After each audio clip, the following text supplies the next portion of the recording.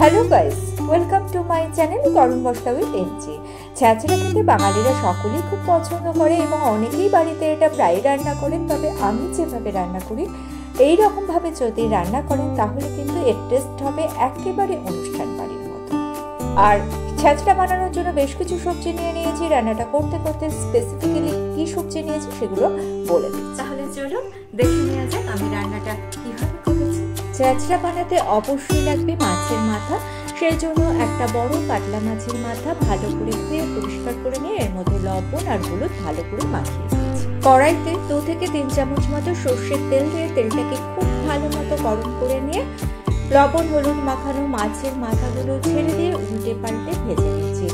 মাথাটাকে কিন্তু কড়া করে ভেজে নিতে হবে, তা না হলে কিন্তু তরকারির মধ্যে একটা আঁশটানি গন্ধ আসতে পারে। আর মাথাগুলো যখন কড়া ভাজা হয়ে গিয়েছে তখন এগুলোকে স্প্যাচুলা দিয়ে আমি একটু ভেঙে দিয়েছি। দেখুন বেশ কড়া করে ভেজে নিয়েছি। আমি ভেজে নেওয়া মাছের মাথাগুলোকে তুলে নিলাম।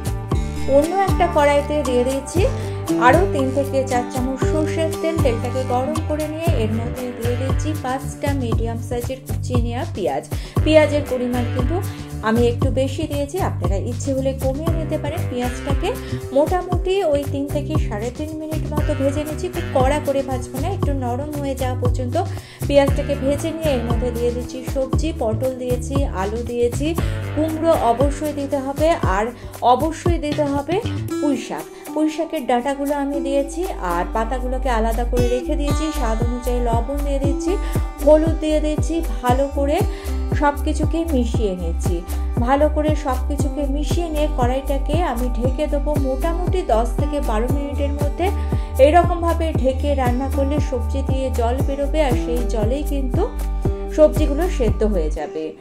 অবশ্যই মিডিয়াম ফ্লেমে রান্নাটা করবেন, তা নাহলে কিন্তু সবজি থেকে জলও বেরোবে না, সবজিগুলো ঠিকঠাক সেদ্ধও হবে না। দেখুন 12 মিনিট পর কড়াইয়ের ঢাকনা খুলে দিয়েছি। সবজি কিন্তু এখন বেশ খানিকটা নরম হয়ে এসেছে, তবে আরও নরম হয়ে আসবে।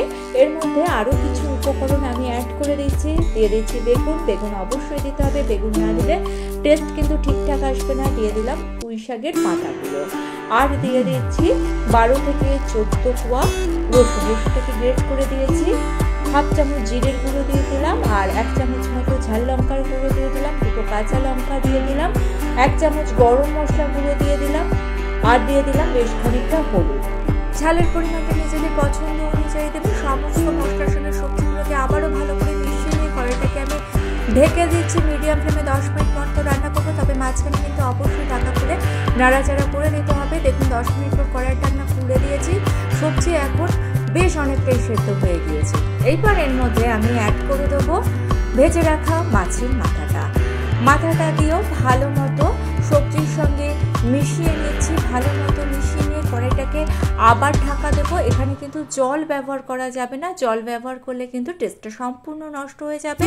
আর কড়াই ঢাকা দিয়ে অবশ্যই কিন্তু 2-3 বার নাড়াচাড়া করে দিতে হবে, তা না হলে কিন্তু তলা থেকে ধরে আসবে। কারণ এখানে সবজির থেকে যে জলটা বেরিয়েছে সেটা এখন অনেকটাই শুকিয়ে গিয়েছে। দেখুন কড়াইয়ের ঢাকনা আমি আবারও খুলে দিয়েছি। সবজি সুন্দরভাবে সেদ্ধ হয়ে গিয়েছে, বেশ মাখা মাখা একটা ভাব এসেছে। একটু চেক করে নিচ্ছি, কুমড়ো সুন্দরভাবে সেদ্ধ হয়ে গিয়েছে। সমস্ত সবজি খুব ভালো মতো সেদ্ধ হয়ে গিয়েছে। কিন্তু এটা আর একটু রান্না করতে হবে, কারণ এর মধ্যে সবজির ঝোলো ভাবটা খানিকটা রয়ে গিয়েছে। তাই একটু হাই ফ্লেমে রান্নাটা করে নেবেন। আর হাই ফ্লেমে রান্না করলে অনুষ্ঠান বাড়িতে দেখবে ছ্যাঁচড়ার যে সুন্দর একটা গন্ধ আসে, সেই গন্ধটা কিন্তু এখানে পাবেন।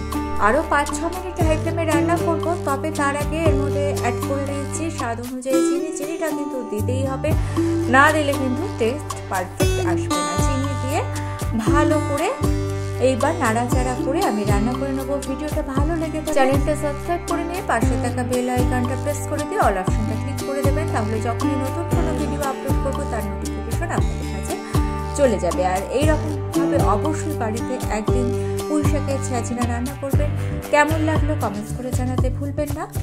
আর 5-6 মিনিট হাই ফ্লেমে রান্না করতে করতে কিন্তু কালারটা চেঞ্জ হয়ে গিয়েছে। এইবার আমি গ্যাসের ফ্লেম অফ করে দিচ্ছি আর কড়াইটাকে ঢেকে রেখে দিচ্ছি 5 মিনিট। 5 মিনিট পর কড়াইয়ের ঢাকনা খুলে দিলাম। পুঁই শাকের ছ্যাঁচড়া একেবারে রেডি। ভালো করে নেড়ে চেড়ে সমস্ত কিছুকে আবারও একবার মিশিয়ে দিলাম। ভিডিওটা ভালো লেগে থাকলে ছোট্ট করে লাইক করে দিয়ে চ্যানেলটা সাবস্ক্রাইব করে আমার পাশে থাকবেন। আজকে তাহলে এই পর্যন্ত।